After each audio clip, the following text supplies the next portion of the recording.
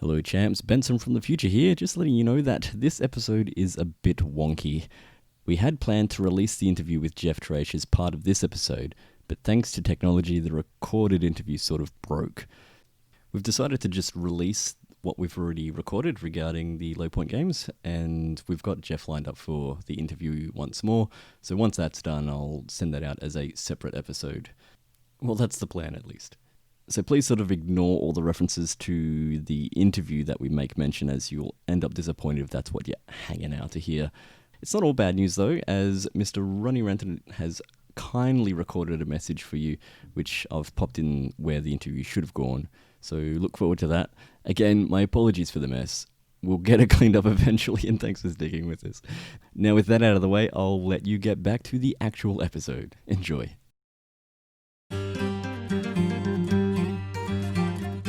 Yeah, direct misfire, aiming up hits. Bensome, Spoon, and Sellick are in the mix. Follow along, stay up to date. Comment, like, subscribe today. Hello champs, and welcome once again to another Direct Misfire Missive. Joining me today, as always, is Sellick. Hey guys. As well as special guest Hugh. Hey guys. As we talk low point games in Kings of War. Also, as a little treat, we'll have a chat to Kings of War reigning champion of the world, Jeff Trache. Woo. Long live the king. Trache. So pull up a seat, grab a drink, let's get into it. But before we get into the main topic of today, we need to first add to our little Kings of War army that we're creating, the Cloud Giants. So at the moment, we'll go run through the basis. So the Cloud Giants that have been grounded and they're angry about it. Mm-hmm.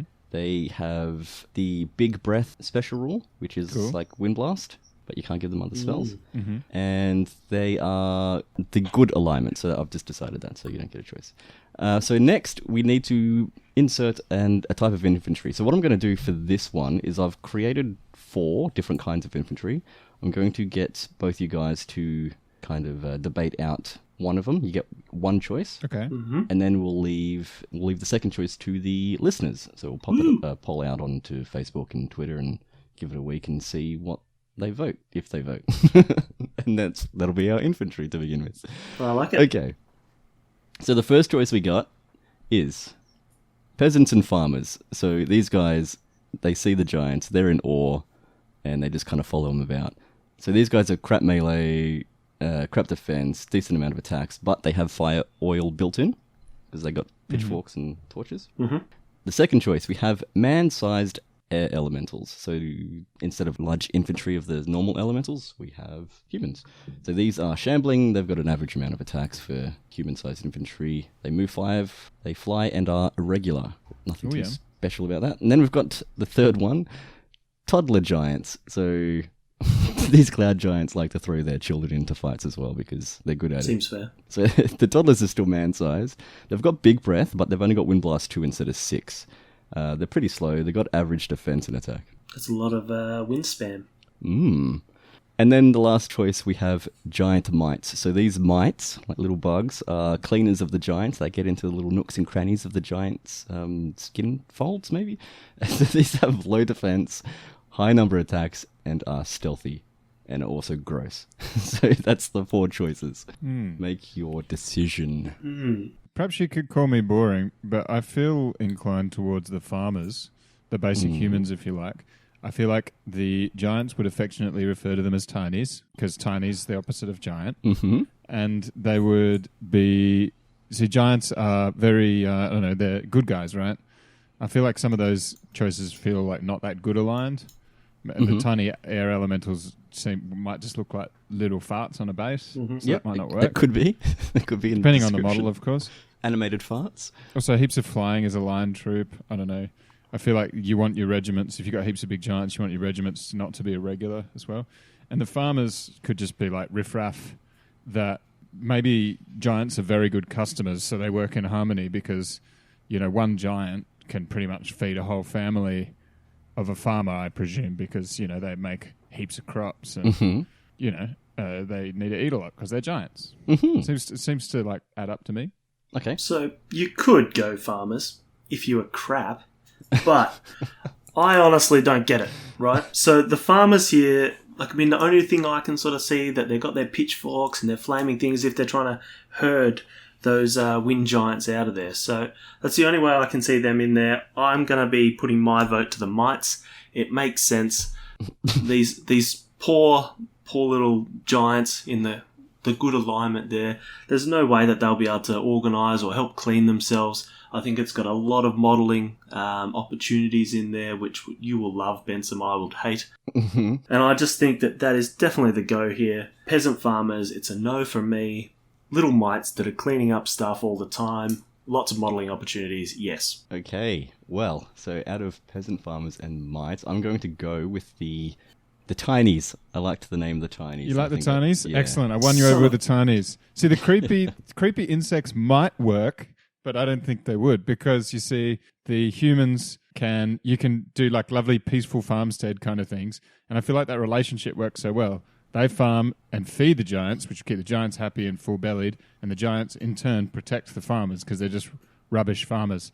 So your farmers chill on the objectives, farm some corn, till some hay, whatever else, and your giants get out there and cause a bit of damage. Seems like extortion. So while I may have chosen the peasants and farmers, the listeners still get a choice. So the mites might make it into the army. Might they? They might. Might not. So what you as the listener need to vote on, so either the man-sized elementals, the toddler giants, or the giant mites. Yeah, and in a week or so we'll tally up the votes and add that into the army as well. Okay, so that nonsense out of the way. What are we talking about now, Sellick? We are talking about low point games. So it's something that we've been a little bit critical of on this show, and it's something that I thought we probably should have a little bit more time with. And recently, Hugh actually attended a lower point game. I think it was like 1,200 points or something similar. And not only did he attend with some pretty big names, I think it was 26 people or so, but he actually came second in it. So congratulations, Hugh. Yay. Thank you, sir. So 1495 it was, which is a great points value because it's like just under your 1500 limit, which is the limit in which, you can increase the number of copies of a unit. So you can't have more than one of the same type of hero, for example. Yes, that's better explained. So up to 1495, or 1499 I suppose, but that's a bit weird. So up to 1495 you can only have one type of hero or monster or war machine. While as soon as you get to 1500 or more, that's when the Cock rulebook allows you to take two or more, so, or Clash of Kings. That's why Mike Crossman decided on 1495 points, I presume. So it works really well, actually. I like that points level a lot more than traditional low point games. Okay, so this was a Melbourne-based tournament, Mayhem, I think it was. And what army did you take?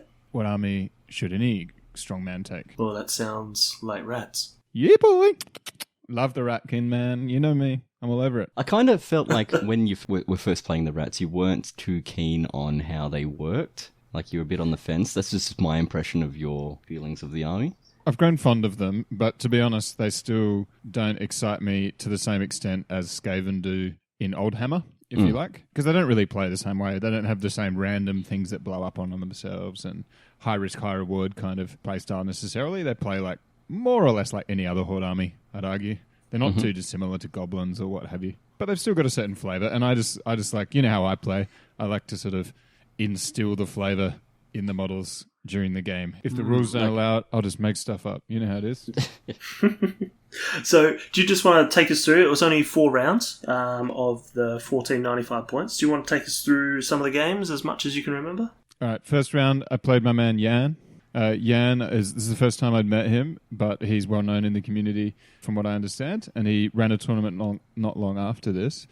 Classic guy, really like him actually. He runs Empire of Dust at the moment. Bit of an old hammer player like myself, but has come back into Kings of War for the last year or so, I understand. I had an awesome game there where, to cut a long story short, I got really lucky quite a lot, which is a consistent theme throughout this tournament, hence the good result. I mean, it's better to be lucky than good, right? But if you can be like medium to good and then really lucky, that's usually a good combo also. So I managed to take out his caster with a single fire from my war machine, which was pretty rad. And then that meant single shot. Single shot, just 10 breath attacks, like 6 or 7 wounds, fail the leadership test, and out you go. Yikes. I'd still call them leadership tests. How long have I been playing this goddamn game for now? Nerve test, I apologise, you Puritans out there. But yeah, I took that out, which really was key from what I recall, because that meant that he then didn't have inspiring on his whole like block in the middle, and then sort of got unlucky on a few flippity flops, and it allowed my creepy demon birdman to get sort of run right the way through most of his army. Nice. Which was also allowed by the fact that Jan pulled quite a sweet move, actually, the turn before, where he charged my demon lord with his banner bearer. Mm-hmm. Actually, he wasn't a banner bearer. He was a white lord, or whatever the equivalent of that is these days. He had like 3 or 4 attacks. So he was like a mediocre hero on a horse. So not a huge chance of doing like meaningful damage to Flappy Bird. But all he needed to do was 1 wound, of course, and then Took off his wings. Would have been disordered, which then meant that he couldn't charge through the carrion birds that he'd plopped in front of him. So I thought I probably would have just charged with the carrion because I didn't think of what Jan did. What Jan did was better, but it also carried the small risk of what if I just fluff all 4 attacks on my hero and then he can just charge straight over the birds and barrel up my army, which is what happened. So he just fluffed that poor old banner bearer guy who then... He then proceeded to get chased by a regiment of slaves for the rest of the game. They charged him like 5 times. It's hilarious. Anyway, we were left in this really awkward position at the end of the game where we knew, and we said to one another, I'm like, so if I just stay here in the middle, I win. It's sort of a reasonably major victory. Or I can go up to the hill, risk the biscuit, effectively give all 3 objective points to his big, nasty unit, which was the only unit he had left. So I can risk the whole biscuit and try to go for a really, like a massacre, like a really big win. But then there was a reasonable chance that I'd end up right back down in like draw or loss territory. So, of course, you gotta flop it out on the table sometimes. You gotta play the game and make it fun. And that really did make it fun because then it really came down the last couple of die rolls and it was a really exciting game. So it did pay off. The risks did pay off. I got the dice I needed and took Jan off. So that was a convincing win, which... Good way to start. Was a good way to start, absolutely. That put me up against dwarfs, though, and Jeff was wielding his dwarfs, I do believe. Yeah, Jeff Holland, yep. Jeff Holland, who was packing a nasty dwarf army, which for 1495 points, he had a behemoth. We've discussed this before. How do you pronounce it best? Bensome, you're the resident pronunciation guy. I like to say behemoth. Behemoth. I like it. Okay. So he had a behemoth. He had several hordes of stone golems, a special character dwarf, and then some dwarfs on badgers. And that was sort of it. So like everything in his army was defense 5 or 6, except for the badgers, which are just nasty ass units to begin with. So I was looking at his army going, how could I possibly beat it? But luckily for me, it was an objectives one where there was heaps of objectives on the board. And that allowed me to just spread out enough that it made it really hard for him to win. Once I got like 2 of his units, he was sort of left in a position where just couldn't claim enough objectives. So I suppose we'll probably talk on that in terms of small points games in the near future. But his army was super hard. It looked like I couldn't possibly win, but I did end up eking that out. And again, like there was some good luck involved here and there. We both had sort of an equal amount of poor luck at really key moments. Because at first I thought, oh shit, he's going to shoot me off, and then I got lucky and stayed there, but then charged and fluffed the charge, so on and so forth. So it was a bit of back and forth, which made the game a bit more fun. But effectively, it came down to slaves can chill on objectives and do 3/5 of nothing, and that'll work just fine for me because a slave regiment comes in at 60 points. Hell yeah! Hell yeah! Get them slaves in there. So my next game was against Undead. So I haven't played regular Undead. I've played a lot of Kings of Dust, but not regular Undead, I think, since I've been playing Kings of War, which is somewhat surprising because they're floating around. They're out there. But for whatever reason, this was the only time I ever played Undead. And I was playing against... Was it Sammy? Sammy, yeah. So his Undead was a interesting army, shall we say. Army, perhaps, is an exaggeration. How do I say this kindly? He had about 6 or 7 models put together, each of them on about like 1 model per bay. Like an example is the... So like heavily proxied. Heavily proxied. It's more like I have a werewolf horde, but it's just got 1 werewolf on it, 1 grey werewolf. See. And my my vampire lord on Flying Pegasus is a metal horse with no wings. I see. and so on. So to say that it was like not quite ready for tabletop is perhaps being extremely generous, I'd say. So it was. That said, at least it wasn't too hard for me to tell what his figures were, which I think is the main point. And clearly Sammy is a really tight player because he had the rules down. He was super tight, and it was a tight game. And I made a huge mistake quite early on in charging my Demon Lord in when I shouldn't, which is usually the way that my Ratkin lose games, is when I flop my Demon Lord out too early and he just gets massacred because he just represents so many points and he's, an inspiring thing and everything else, very integral, especially in these small points games. So he did go down early, which meant I was up against it for the whole rest of the game. But luckily I managed to push through the center, and a bit similar to the last game, it sort of came down to his army being very elite in the sense that he had, again, 2 regiments of mummies, 2 hordes of werewolves, and like a flying vampire, so quite a lot of elite stuff. A lot of points. Yeah, so again, his army was nasty, it was strong, and it had lots of the strong elements of a bigger points games. But what I found seemed to be a recurring theme was that doesn't necessarily mean the army is strong at those sort of small points levels. It was strong enough, I guess. Maybe mine was just stronger. I think mine was actually a really strong army, the army I went in with, which I should probably have talked about at the start, but I guess we'll talk about it at the end instead. That's all right. We'll talk about it at the end, yeah. Yeah, so it was the objective where you need to get regiments and hordes and so on over the other side of the center line. So you got to get it in your opponent's half of the board.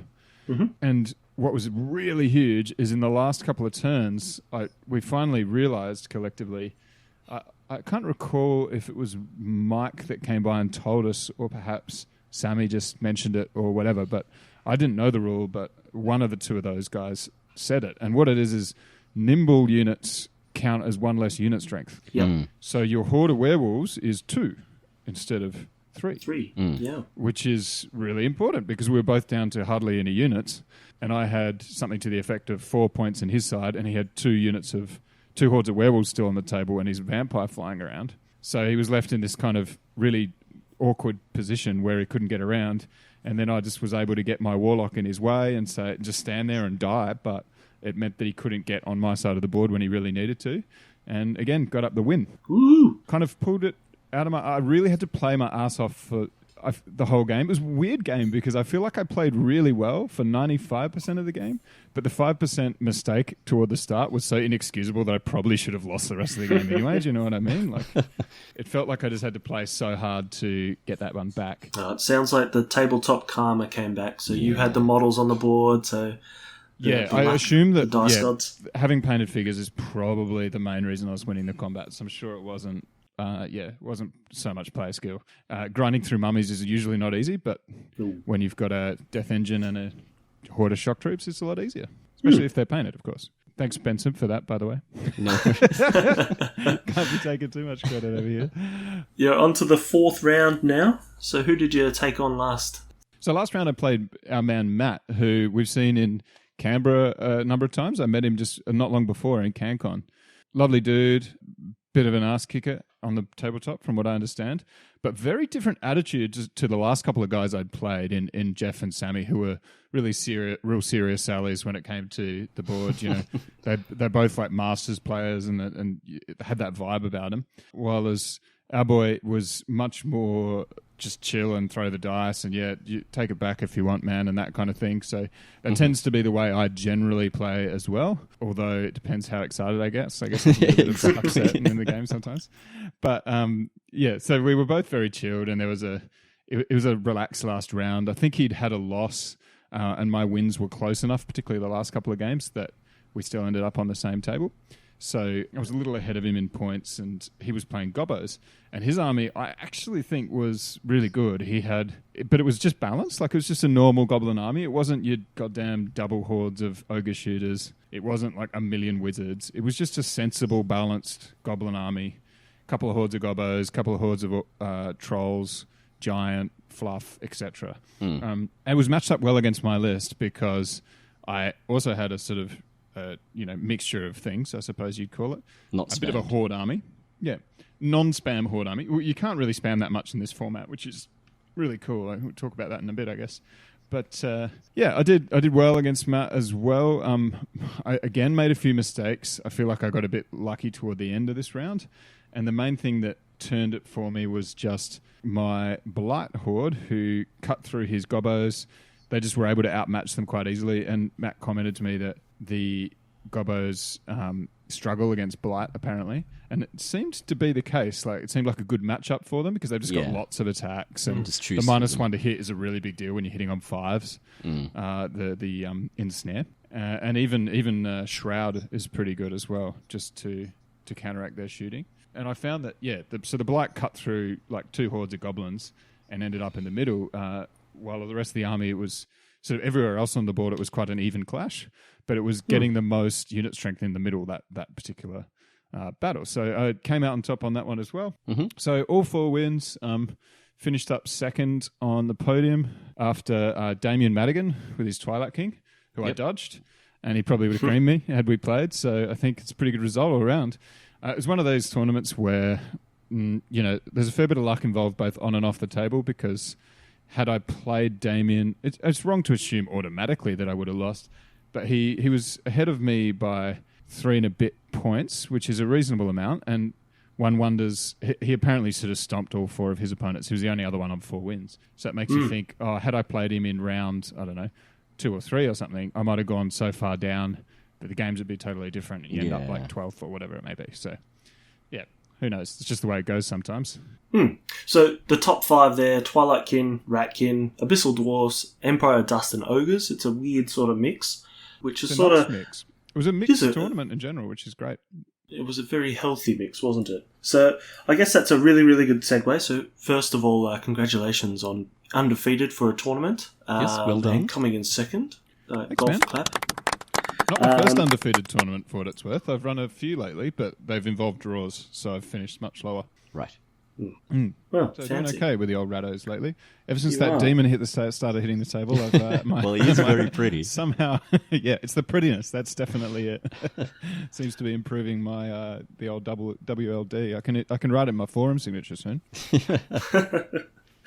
So I guess this is a really good segue into what makes a successful low point army. So I know that you've already sort of mentioned, I think it was in game 2, about how the drop sort of helped you and you had the unit strength to be able to play the objectives a little bit. Yeah, I think it depends, of course, on the scenarios that you're playing. Because if you're playing low points but you're playing totally different scenarios, it's kind of, we don't have a yardstick to measure by there. So we need to kind of consider, let's assume that these low points games are using the regular scenarios that you'd be using even at higher points games without too many alterations. And if that's the case, there's a lot of objectives, there's a lot of unit strength focused things. So it's relatively important to have that anyway in an army. So any army that can put out a lot of unit strength but still have some units that kind of do stuff is quite powerful in low points, in my opinion. So it changes where the field goals are, so to speak, in terms of what's powerful and what isn't. So you're really strong double mummies with heaps of healing or whatever. That's all well and good, and that's still strong. And in fact, at low points, you might have even less options to get through that kind of a solid center or what have you. But that might be just like all you've got, and they can just walk around the flanks and get all the unit strength. Well, as at larger point values, those things that become conventionally known as powerful are powerful because you're able to have the other elements in your army to support them, and you've got the necessary amount of chaff around and what have you. And sometimes those combos don't necessarily work as well in low points, where it's all about getting heaps of unit strength onto the table, but still after doing so having meaningful units. Like you haven't just got all slaves, for example, and you've got unit strength coming out the wazoo, but your army doesn't actually do anything. You need to still be able to put forward, if you like, that sort of balanced all-comers list, but it tends toward the horde a lot more. I think that's what's strong at low points. Yeah. The alternative is to do the absolute opposite, I think, and go for a like Varangur army with just like 4 units of, big nasty charging super knights. And that is possible even at 1495 points, of course, because that restricts heroes and monsters and war machines and all those kinds of things. But it doesn't restrict your basic sort of regiments and troops and hordes. So for that reason, you can still take quite a skewed, spammy army if you so choose. You can also do things like take a dragon and a griffin kind of thing or what have you. There's a few armies that can do that kind of thing. Like your beasts can have like 2 flying monsters, and at low points, that's really, really hard to deal with for a lot of armies. So going down that kind of really skewed route can still work quite well. I think the trap, though, is I'm going to take my normal 2,250 point army or 2,500 point army, 3,000 point army, whatever it may be, and I'm going to use all the most powerful sort of units in it that I think work really well and just like cut out everything else. That probably won't work. So we do have a chat very shortly with Jeff Trash, and he mentions a fair bit around having a lot of units that have a purpose. And that's his key to success. And obviously he's now at the Australian number 1 position. So that's sort of his method. And it sounds very similar to what you're saying. Is that? Well, I'm glad, because I haven't heard the Tracy interview yet, and I would have felt like a real dickhead if he had said the opposite. Well, we've got a surprise for you. If he says anything that sounds like the opposite of what I'm saying, listen to him, not me, because he knows what it's about. I'll just edit out that entire conversation and just copy and paste Jeff's voice. Yeah, that's it. So what you really need to do, and then Tracy will just blah, blah, blah, say something the opposite of what I'm going to say. Perfect. Make me sound good. I like it. So one of the more contentious things, and I know that we've mentioned it last time when we had Convict, is that we thought that there was a little bit of a bias towards some armies. So as a little investigative person that I am, I actually went out and had a chat to Andrew Goodman around this, who's, I think, Australia number 4 at the moment.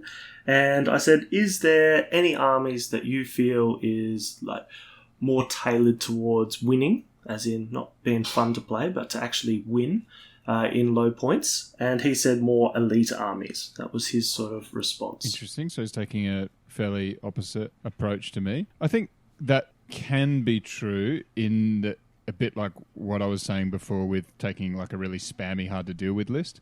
If, say, everything you've got is toughness, has defense 5 or 6, that is really, really hard to deal with, in the sense that if you've, so say you got, for argument's sake, like as a thought experiment, you've got a bit like that dwarf army I played in round 2 that Jeff was wielding. He could say, everything in my army, you kind of need at least crushing strength, sort of at least 1, but probably 2 to meaningfully get rid of it, right? And the opponent, because it's low points, probably has 1, let's say they have 2 crushing 2 units, and everyone else has got crushing nothing or something like that. That doesn't sound like an unrealistic scenario, probably pretty common. If I just focus all my shooting on those 2 threats and they're gone, the rest of the army is basically immune to you at that point. So that kind of elite army can be really, really powerful, but at the end of the day, you still need to have a purpose for every unit so you can claim those objectives, you can get over the center line.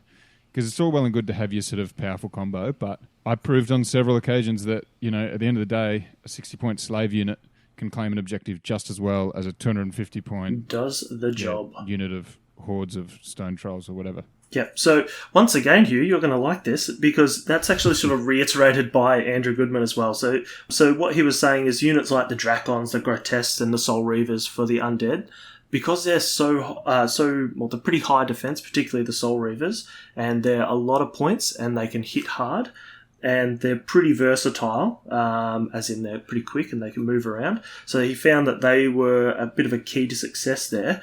And more importantly, if we jump over to Mike Crossman's sort of line of view, so once again, one of Victoria's better players, he actually reiterates that defense is extremely strong in low point battles. And then as a second point of view, he would say that unit strength comes in at that unit strength of your whole army is now at a pretty critical number 2. So that reiterates exactly what you're saying, young man. I think defense can be interchanged with unit strength, because you might have fewer units that don't die because of the defense, or you can have more units that if they do die, it doesn't matter, you've still got more. Yeah, but like even both is juicy, right? Like if you've got a really high defense monster, that's all well and good, but if you've got a really high defense horde, then that's a lot more unit strength for a similar number of points. So I think that's probably got an import to it, I suppose, at low points. Yeah, so Bensome, you're saying more like just clag, like just throw crap stuff at it, just tie it up for the game, and it won't be able to outscore you, I guess, in the unit strength. Is that what you're saying? Yeah. Yep. Yeah, I always say I do have a high defense. I mean, I know my highest defense in the army is typically 4, But my high defense is more rats. So that's just a different point of view, I suppose. But it's not as popular. They still soak up the same amount of attack. So that went along very much the same lines that I sort of thought. And I guess if you have a look at AG's sort of comments there, it's the Dracons, the Soul Reavers, and the Grotesque. They're very quick, so I guess they do hit hard as well. But I like the comment that I got off Daniel King from the UK, actually, who's one of their great players over there. Now, this is a bit of a mouthful, though. It's his key to success in 14 or low point games was tactical complexity in a short period of time. So naturally I read that and went, and then I asked, what do you mean? And we sort of got around to, it's all about forcing the issue. So if you're going to play that elite sort of army, you have to attack. You can't just sit back and wait for somebody to fall in your trap, because an army like, say, yours, Hugh, would just go, okay, yep, you've finally attacked, and it's turn 4, and now you don't have enough turns to be able to kill off the rest of my army, and I'll win. Yep. So it was all about forcing that issue, forcing the moves, the tricks, and not setting long traps. So I thought that was pretty interesting from one of the better players over in the UK. Yeah, I tend to agree with that, and from the sense that, like, with less points and less assets, if you like, you also have less time. I know you don't literally have less time on the clock, but you have less opportunity for some of those assets to not succeed. And when you're setting like a slow defensive trap, I could see how some of those assets might have diminishing returns, if that makes sense. Like if you're being aggressive, it's a bit like the old back in the day. I used to like many nerds. I took a couple of years of doing like martial arts in high school and then never continued it. Ooh, and the only thing that I remember from that, apart from that I'm not very good at martial arts, is that my sensei guy, he told me that it's better to attack than defend, because when you're defending, you need to get it right every time, whereas when you're attacking, you only need to get it right once. Would you say your key to this success at the moment is because of the sensei? I wouldn't, but it would sound Harking good. back to Yes, your of course team. it is. That's right. I mean, sometimes when my ratkin are losing, or when I need to roll a nerve check, I just do a little bit of wax on, wax off. I just go into Sensei. I go into my happy place, and my sensei's voice fills my head, and he says, "Roll a 6," and then I do. In fact, he's not even Japanese. I don't know why he sounds like that. He just puts on a racist voice. Yeah. He's an Australian guy. It's weird. So if we scroll down the player rankings in Australia, and we scroll again, let's keep scrolling, we actually get to Matt Kroger, 79th in Australia at the moment. So I'm not sure if we should listen to him or not. Most say we shouldn't. I'm sure that he would say that we shouldn't, but he still answered me, and he said that high defense and flying monsters is the key for low points. But once again, 79th in Australia. I'm not sure. We probably just edit that bit out. What rank are you in Australia, Sellick? One scroll. I think I'm 25th at the moment. 25th. There you go. So you should be giving him advice, right? I am. I'm actually. He plays elves as well, and I'm apparently the best in race elves at 25th in You Australia. are too. I'm just looking you up. I've only just discovered that this ranking system even exists, because I don't give a shit. But what I do very slightly enjoy about this is that of all the possible ranks that you would expect a Skaven player to be, what's the best possible rank? It's got to be 13. Amen, baby. Can't believe I'm 13th. That's so good. Not the rank. I just love that I'm 13th. I think the real challenge now is trying to maintain that 13th Maintain. spot. Well, I was 13. thinking about that. I mean, if I don't attend any more events, it's probably my best odds, right? But then No, you're just if gonna someone drop. pips me, I need to like go to an event and do mediocre. I don't know. How do you maintain a 13th spot? In a way, that's harder than maintaining a first spot. It is. You would technically have to score more. If you slid down the rankings, you would have to better one of your top 3. To stay How in do the ranking rankings. points actually work? Is it the top 3 tournaments you've been in, or 2 tournaments or something? Yeah, I'm pretty sure it's the top 3 tournaments over a calendar year, and it's the total points for that. Okay. From November, I think. November to November? Or something like I think that. it's a December, rolling November. calendar year, Okay. but pretty impressive nonetheless there. Hmm. So, I guess just before we sort of jump into the Tracy sort of interview that we did, I would like everyone's bit of a pointer. If you were to create a low point army, what's the sort of first 1 or 2 things that you start to have a look at? We'll start off with you, Bensome. first I look at my collection of miniatures Oh god. to see what I have to play with, and then sigh. That's usually the first tip. But seriously, I look at hordes of infantry. What's a good horde of infantry? Because then the horde gives you the unlocks for the other hero monster war machine, which is what I'm concerned about most. Getting some inspiring. But of course, most of the time in a low points game, we're still talking about low points games, right? We are. Yeah. Most of the time in a low points game, you don't need as many unlocks from the sense that you can't have like a million characters or what have you. But it's still important, obviously, to get So them. instead of taking a few hordes, you can take 3 or 4 regiments, and that's enough. You can do, or you can just take 3 or 4 hordes. As long as they're cheap enough. But the thing with the hordes, it gives you the unlocks, but again, it's like what we were talking before, it's harder to grind through. Yeah, it's unit strength and it's high defense, which seems like that's starting to become a recurring theme. Because it's not necessarily high defense in terms of the defense number, but you've got a really high nerve, so that is in and of itself basically defense. Okay, give me a second tip, Bensome. So once you've started with a horde of infantry, then you need something to back it up. Usually something, the way that I play, something quick to try and get around the sides and threaten and try and force the hand. So that's usually a flying hero monster or / monster that is decent in combat, not just a 5 attack thing. It needs to be able to hit. Fair enough. Okay, and Yoo-hoo? Well, you stole mine, Bensome, so give up. Uh-huh. No, I don't know.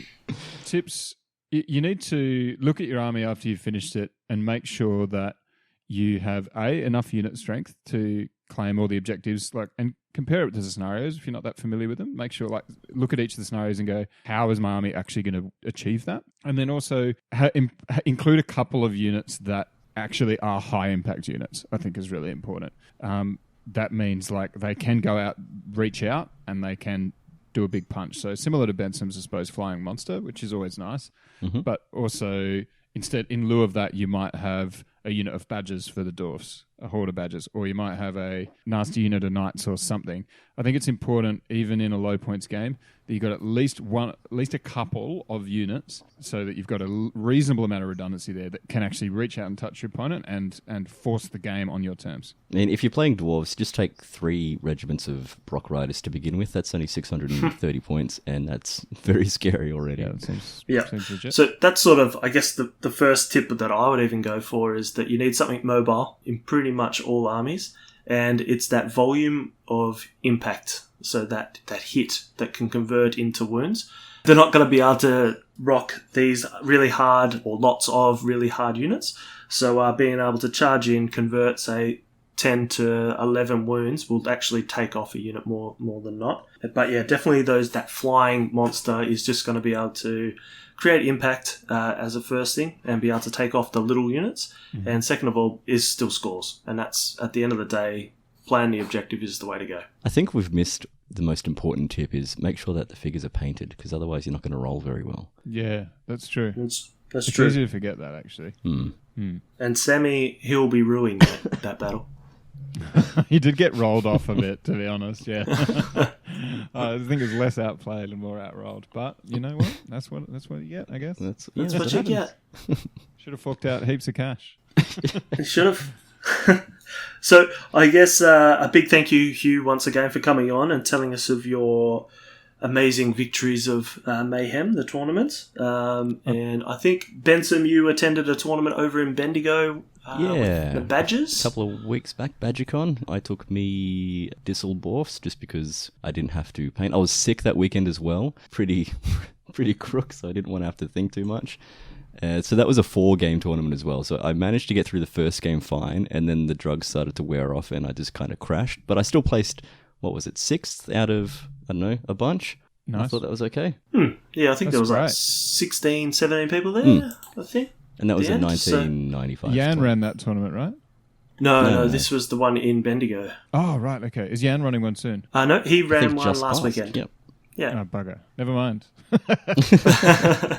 So these are all Victorian tournaments, so it's a pretty healthy scene here at the moment. As we mentioned, the one that Hugh took out actually got 26 people, and that's a bit of a monthly tournament that Mike Crossman's been helping us out, just driving that scene. So big kudos to Mike and the rest of the gang that have been putting out all the effort. Yeah, what a guy. Without stalwarts like that in the community just falls to bits. So it's amazing how consistently and persistently he's just cranked the tournaments out. And I think that's the main reason that he got a good showing for that one, is because he's had a lot of showings of not as good, like between sort of 6 and 12 or whatever. Like you have to run some events like that, I think, in a scene like Kings of War in Australia to slowly build up sort of a loyalty base, so to speak, or the community itself, to the point where you get a big attendance. So full power to him, Yeah, not only that, I think you've got to understand exactly how he runs his tournament. So it's pretty cheap, it's well affordable, but if it's your first time there, you get a whole army box just for turning up and playing. So you don't even have to win. The new people get something out of it. And I think it's that sort of behaviour that he's been driving in. People want to come back with their new army after that. That's it. Prizes should just be a fun little thing, really. Like, I think most people are there. If you're there to compete, you're there to compete for the sake of the competition and to be like, yeah, look at me, wicked. I did well. It's not really to win a box of whatever, especially if you've already got a sweet army that is painted beautifully, like my Ratkin. You just want to have a good time. So I came second. I didn't get any prize for that or whatever, but I don't care. I paid $20. I had a great day. I played some awesome people, made some new friends, whatever else. So good times had by all. And secured 13th position. The bloke who I forgot to mention this. I got to mention this. The bloke who played Andrew in the last round and ended up getting a wooden spoon. His name's Paul Conda. Just basically, trial by fire. It's his first tournament. He's only just started playing war games. By all reports, a good bloke. He, struggled to score many points over the course of the event, but Mike Crossman gave out a prize. He's just like, everyone rolled 2 dice. Whoever can roll highest wins the prize. Mm-hmm. And this bloke rolled a boxcars, which, funnily enough, someone else also rolled boxcars. So then they had to have a roll off, and this bloke rolled higher again. So he, even though he came last, he walked off with some big box of something or other. Yep. So it's cool. I quite respect that method of giving out prizes. It's less sort of rewarding you for being like a soul crusher on the table, because there's plenty of people that want to do that anyway, and more for just turning up and having a good time. Very true. All right. So I guess from here, what we'll do is we'll have a bit of a chat now. We'll once again thank you for coming on, Hugh. And we'll jump on to we'll have a break, I think, aren't we, Bensome? We'll do the interview, and then we'll come back again. And then beautiful. Roll it out.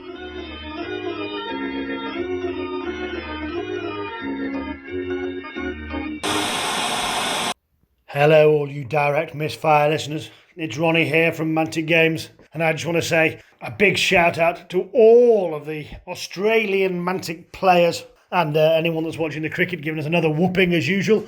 But now a big thank you to all the Kings of War players, Vanguardians, Walking Deadians, Dead Zonians. So thanks very much for being big fans of Mantic. We really do appreciate it and spreading the word down under. Sellick and Bensome have been chasing me and hassling me for snippets and reviews and interesting stories. Well, all I can say is look out and watch the Mantic Facebook and the Mantic blog over the next week or two for some of the most exciting announcements. We've got a new game coming. We've got many things I got to talk about yet. We've got interesting stories about The Walking Dead, Call to Arms, how that's developing. So watch out, get involved. We've got some of the best media videos we've ever done. So check on in on the Mantic blog all the next few weeks for some massive, world-changing, earth-shattering news. Thanks, everybody. Thanks for supporting Mantic. Really love you. Bye-bye.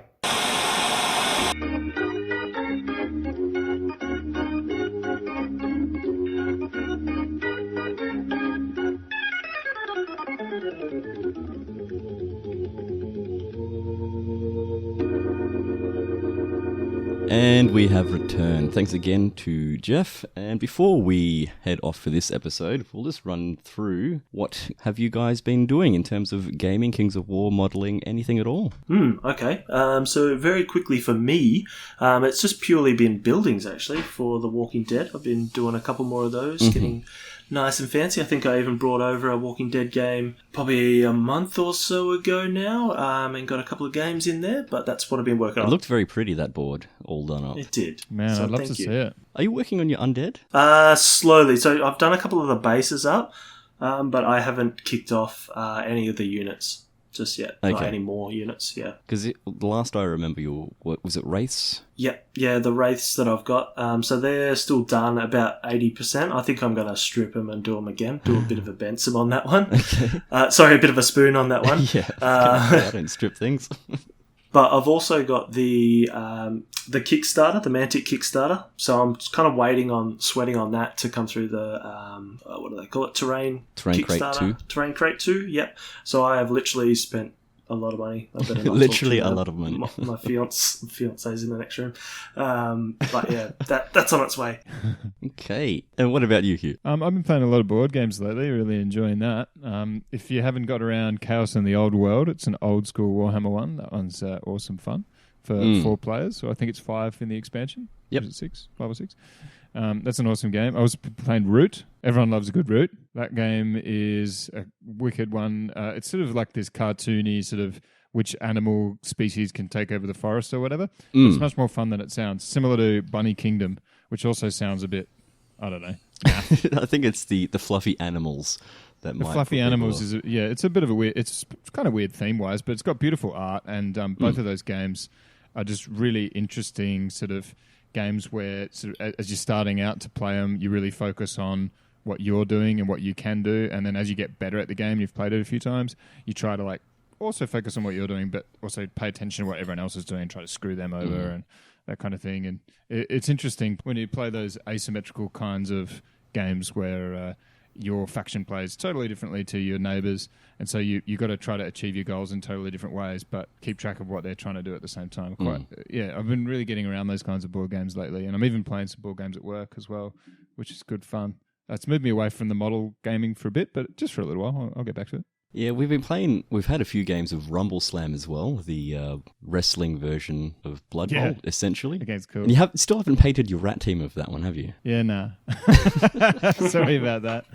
Yeah, I should really do that. That's a really good game. I really enjoy that, actually. So I would like to get it's pretty simple. It's pretty fun. Yeah. We've also had a few what are they? Stages, campaign rounds? I don't know. Of Gloomhaven? Ooh, yes. Yeah, Gloomhaven. Probably played... I think we've played 4 times now, but we've still only done 2 missions. We've played with slightly different players and stuff like that. Yeah, and we redid one because we lost. Because we're too eclectic about the different games we play, Gloomhaven Yeah. almost doesn't work very well from us because We don't focus too well. Yeah, you're meant to play like 80 missions or whatever to finish it out, and it's such an awesome, like, well fleshed out campaign, but it's we have that same problem with D&D. Can't sort of maintain the focus for long enough, you know. But one day, it's not that we can't. It's just that we love to do all these other things. So you got to keep it fresh out there. I guess what I'm doing as well is more of your rats. So the sensor bearers I've painted, it's got a base up. So that's for your 6th ed. My Warhammer 6th edition, Skaven. Excellent. Mm-hmm. And I'm also, I'd say, about halfway done with your, what are they called? Tunnel runners. So you've got a Oh, yeah. Really looking forward to that. board of them on the way. Yeah, I reckon they'll be pretty good on the table and they should look cool too. I'm really looking forward to seeing what you do with them, because I recall we had a conversation about how you were going to model them and paint them, or sort of your ideas for it anyway. Yeah, I've been thinking a lot about trying to make one run up a ramp or a pipe or something and get some sweet air. Yeah, that looks sick. As they tear down a street. I think it's important to use the terrain to make the models a little bit more dynamic, because they look cool by themselves, but they're sort of basically single pose, aren't they? So they could look boring if they were just on sort of a flat ground, but a bit of action in there, a bit of action posing, and they're dynamism. Really cool. Yeah, absolutely. But that's about... Oh, and I've painted 3 teams of Rumble Slam as well. Yeah. That's the last cast. Smashing them out. And I'm sure there's more that I've painted that I can't think of. It's all in the lounge room with my painting desk. But yeah, looking forward to finishing the tunnel runs just to get that out there. And so you can get even higher in the rankings. Oh, I don't know. I don't want to. I'm 13th now, bro. Let's just leave it at that.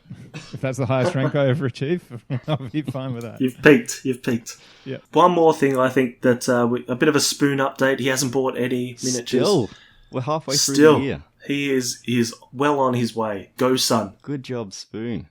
What's he been painting? Oh, he is a bit crazy with his painting at the moment. So, what has he been painting? I think there was Blood Bowl, there was it Battlefleet Gothic that I saw? Was it Battlefleet? Yeah, was it Necron he painted? The croissants. Yeah, he played the... No, it was the ships. The ships. What were the ships? No, he did on? paint the ships as well, but he painted Battlefleet Gothic and he painted And Man of several War. Man of War fleets, which is awesome because I love that game. That game's so fun. I've played that with him a few times. It's very silly fun. Yeah, it's just simple, silly fun. Like for a ship game, which tend to have quite complex rules often, especially things like Dystopian Wars, which I'd like to get back into soon. I've got a half-painted fleet there. I could finish them off. Is like they tend to be quite complicated, but Man of War, if you ever feel like playing an old school throwback for, I know you're out there, you like 90s Games Workshop loving those 90s games. The Man of War is such a classic. It's really good fun.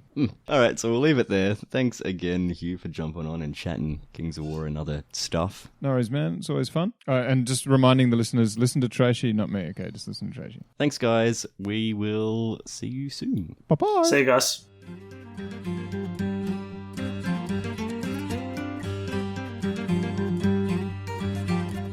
Yeah, direct misfire blowing up the game. Talking mini war games is our aim. Rule books to advice, we cover it all. With the best tactics, we never fall. Bensome, spoon, and Sellick are in the mix. Math hammer doesn't work, it's a trick. Follow along, stay up to date. Comment, like, subscribe today. Come check us out on Facebook and Twitter at Direct Misfire. If you want to shoot us an email, directmisfire@gmail.com. I'll have wild berry, please.